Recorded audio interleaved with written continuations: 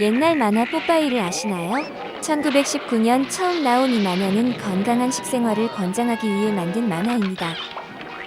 여러 식재료 중에서 시금치의 영양성 분포를 잘못 보고 정했다고 합니다. 잘못된 영양표에서 철분이 10배나 높게 적혀 있었다고 하네요.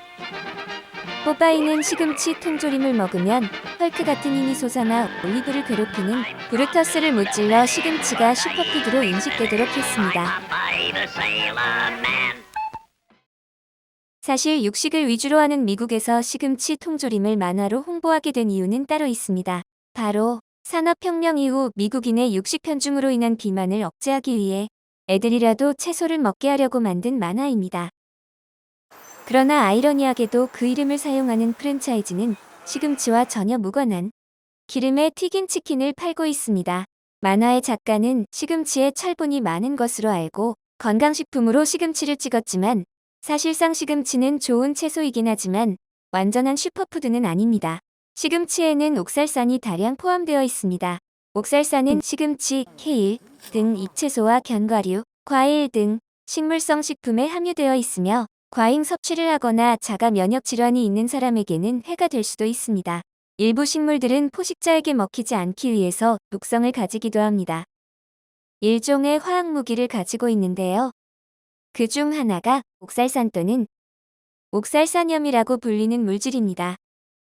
옥살산은 식물에서 발견되는 유기화합물로 몸속에 들어가면 자석처럼 칼슘, 칼륨, 나트륨, 마그네슘과 같은 미네랄을 끌어당겨 결합하여 옥살산염을 만듭니다. 옥살산과 미네랄의 결합은 주로 장에서 일어나지만 신장이나 요로에서도 발생할 수 있습니다. 신장 결석의 80%는 옥살산 칼슘으로 이루어져 있다고 하는데요. 혈액에 옥살산이 많아지면 신장으로 가게 되고 수용성 옥살산염은 주로 소변을 통해 배출되므로 신장의 역할이 중요해집니다. 이런 채소와 이런 과일에 옥살산이 많이 있습니다.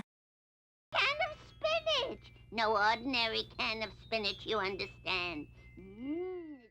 시금치가 위험한 독초라고 할 수는 없지만 누군가에겐 담석을 만드는 유해성이 있을 수 있습니다. 사실 어떤 음식도 모두에게 완벽할 수는 없습니다. 그런데 이 내용들은 미생물과 무슨 상관일까요? 우리의 장 속에 사는 여러 미생물 중에서 옥살로박터 탄소원으로 옥살산염만을 사용하는 공생염기성 미생물인 옥살로박터 포르미게네스라는 박테리아가 있는데요. 이 균이 옥살산염 배설을 줄이는 역할을 합니다. 또한 비피도박테리움 중 비피도박테리움 아니말리스 역시 옥살산을 줄이는 데 기여한다고 합니다. 수천 건의 분석 건 중에서 대략 40% 정도에만 이 균이 발견되었습니다. 다시 말해 이 균이 없는 60%는 시금치를 아주 많이 먹으면 결석이 생길지도 모릅니다. 참조로 식물에 있는 독소는 삶거나 찌거나 건조하는 과정에서 많이 줄어들기 때문에 옥살산이 많은 채소는 충분히 익혀 드시는 게 좋습니다. 채식만 한다고 건강해질 거라고 믿는 분이 있다면 반드시 그렇지는 않다는 점을 명심하시기 바랍니다. 누구나 장내 미생물 검사 한 번 정도는 해보면 내가 시금치를 마음껏 먹어도 될지 알 수 있을 겁니다.